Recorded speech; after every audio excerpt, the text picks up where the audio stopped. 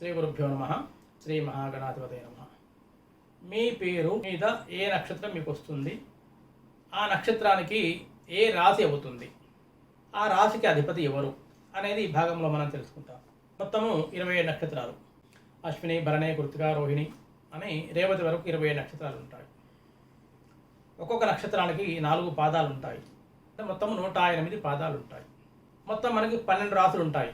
మేషము, వృషభము, మిథునం, మీనం వరకు 12 రాసులు ఉంటాయి. ఈ 108 పాదాలని ఒక్కొక్క రాశికి 9 పాదాల చొప్పున విభజించబడ్డాయి, కేటాయించబడ్డాయి. మనకి నవగ్రహాలు ఉన్నాయి. సూర్యుడు, చంద్రుడు, అంగారకుడు, బుధుడు, గురువు, శుక్రుడు, శని, రాహు, కేతువు. రాహుకేతువులను ఛాయాగ్రహాలు అన్నాయి కొన్ని గ్రంథాలు. కాబట్టి వారికి రాశుల మీద అధికారం లేదు. ఇక సూర్యుడు, చంద్రుడు, అంగారకుడు, బుధుడు, గురువు, బృహస్పతి, శుక్రుడు, శని 7 గ్రహాలకు మాత్రమే ఈ రాశుల మీద అధికారాలు ఉన్నాయి. ఒక 2 గ్రహాలకి ఒక్కొక్క రాశికి అధికారం ఉంటుంది.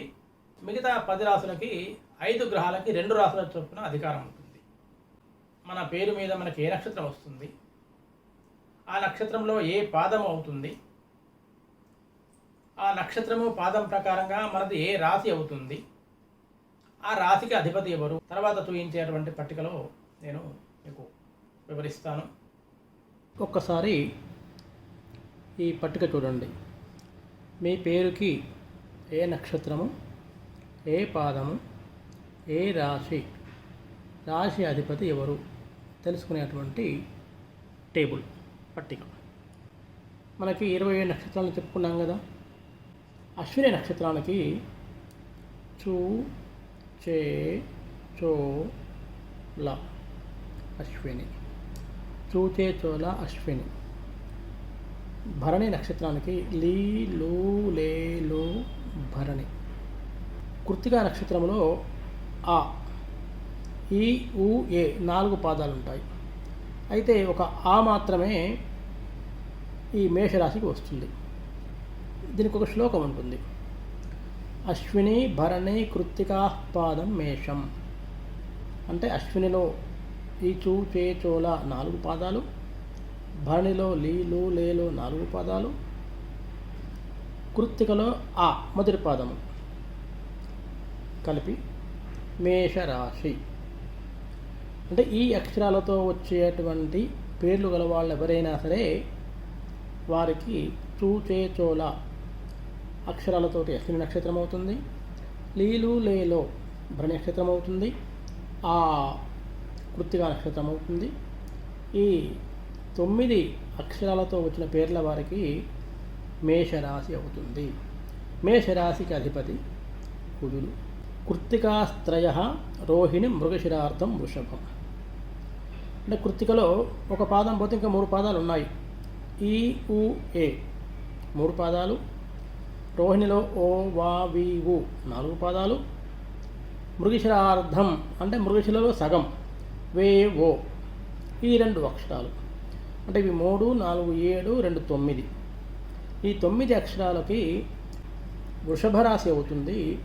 ఆ వృషభ రాశికి అధిపతి శుక్రుడు. మృగశిరార్థం ఆర్ద్ర పునర్వసు స్త్రయై మిథునం. మృగశిరలో మిగిలినటువంటి కాకి 2 అక్షరములు, ఆర్ద్రలో కు, ఖ, గ, ఛ 4 అక్షరములు, పునర్వసులో కే, కో, హ 3 అక్షరములు. ఈ 9 అక్షరములు కలిసి 9 పాదములు. వీరికి మిథున రాశి అవుతుంది. వీరి అధిపతి మిథున రాశికి అధిపతి బుధుడు. పునర్వసు పాదం పుష్యమి ఆశ్లేషాంత్యం కర్కాటకం. అంటే పునర్వసు 4వ పాదం వారికి, పుష్యమి 4 పాదాల వారికి, ఆశ్లేష 4 పాదాల వారికి కర్కాటక రాశి అవుతుంది.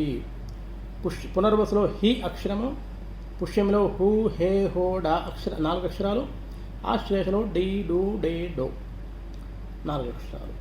మొత్తము 9 అక్షరాలు అంటే 9 పాదాలు. వీరికి కర్కాటక రాశి అవుతుంది. వీరి అధిపతి చంద్రుడు. మఖ, పుబ్బ, ఉత్తరాపాదం సింహం. అంటే మఖ 4 పాదములు, పుబ్బ 4 పాదములు, ఉత్తర 1వ పాదము వారికి సింహరాశి అవుతుంది. వారికి అధిపతి సూర్యుడు. మఖలో మా, మీ, ము, మే 4 అక్షరాలు, పుబ్బలో మో, టా, టీ, టు 4 అక్షరాలు, ఉత్తరలో టే అనే ఒక అక్షరం వస్తుంది. ఈ 9 అక్షరాలను 9 పాదాలు కలిపితే వారికి సింహరాశి అధిపతి సూర్యుడు. తర్వాత ఉత్తరాస్త్రయ హస్త చిత్తార్థం కన్య. అంటే ఉత్తరాస్త్రయ, ఉత్తరలో ఒక పాదము ముందు సింహరాశికి వెళ్ళిపోయింది కదా, మిగతా 3 పాదములు టో పాపి, హస్తలో పూషన్నాఠ 4 పాదములు, చిత్తార్థం పేపో ఈ 2 పాదములు. 9 పాదములు వారికి కన్యారాశి అవుతుంది. కన్యారాశికి అధిపతి బుధుడు. తర్వాత చిత్తార్థం స్వాతి విశాఖ త్రయోస్తుల. అంటే చిత్తలో మిగిలిన 2 పాదములు రారి, స్వాతిలో రూ రే రోత 4 అక్షరాలు 4 పాదాలు, విశాఖాస్త్రయ అంటే విశాఖలో 3 పాదములు తీ తూ తే ఈ 3 పాదాలు 3 అక్షరాలు. 9 అక్షరాల వారికి తులారాశి అవుతుంది. తులారాశికి అధిపతి శుక్రుడు. తర్వాత విశాఖలో ఇంకో పాదం మిగిలింది కదా, విశాఖ పాదం అనురాధ జ్యేష్ఠాంత్యం వృశ్చికం.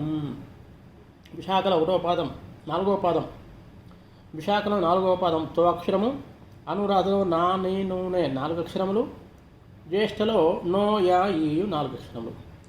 ఈ విశాఖలో 1 అక్షరము అంటే 1 పాదము, అనురాధలో 4 అక్షరాలు 4 పాదాలు, జ్యేష్ఠలో 4 అక్షరాలు 4 పాదాలు. 9 పాదాల వారికి వృశ్చిక రాశి అవుతుంది. వృశ్చిక రాశికి అధిపతి కుజుడు.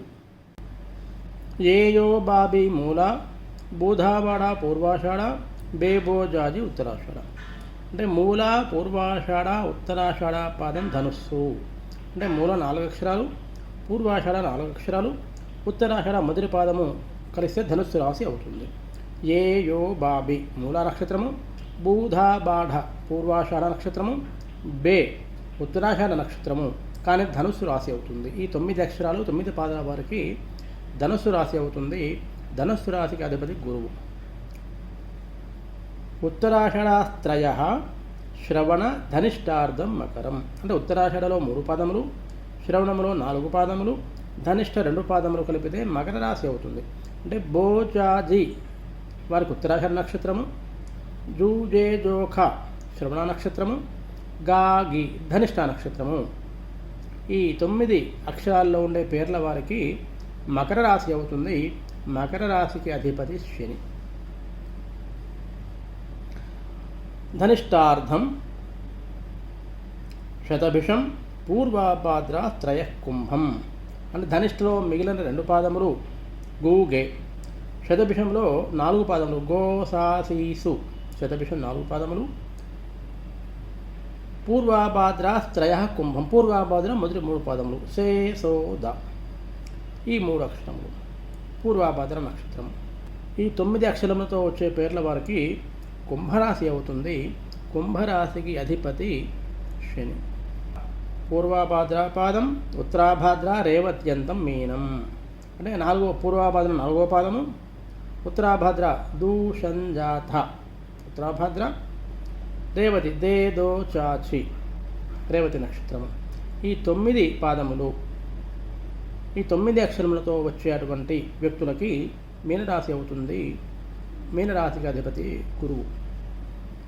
మళ్ళీ ఒకసారి వివరంగా చూస్తే అశ్విని నక్షత్రం వారికి మేషరాశి కుజుడు అధిపతి, భరణి నక్షత్రం వారికి మేషరాశి కుజుడు అధిపతి, కృత్తికా నక్షత్రం వారికి మొదటి పాదం వారికి మేషరాశి కుజుడు అధిపతి అవుతాడు. కృత్తికా నక్షత్రంలో 2, 3, 4 పాదముల వారికి వృషభ రాశి అవుతుంది, శుక్రుడు అధిపతి అవుతాడు. రోహిణి నక్షత్రం వారికి వృషభ రాశి అవుతుంది, శుక్రుడు అధిపతి అవుతాడు. మృగశిరలో మొదటి 2 పాదాలు వేవో వీరికి మాత్రమే వృషభ రాశి అవుతుంది, శుక్రుడు అధిపతి. మృగశిరలో కాకి 3, 4 పాదముల వారికి మృగశిర నక్షత్రం వారికి మిథున రాశి అవుతుంది, బుధుడు అధిపతి అవుతాడు. కూఖంగచ్చ ఈ 4 అక్షరములు ఆరుద్ర రాశి నక్షత్రం వారు మిథున రాశి అవుతుంది, బుధుడు అధిపతి అవుతాడు. పునర్వసు వారికి మొదటి 3 పాదములు కే కో హా మొదటి 3 పాదముల వారికి పునర్వసు నక్షత్రం మిథున రాశి.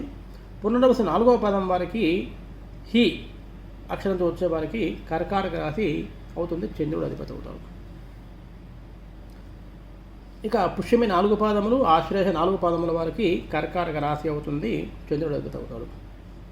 మఖా పుబ్బ 4 పాదముల వారికి సింహరాశి సూర్యుడు అధిపతి అవుతాడు.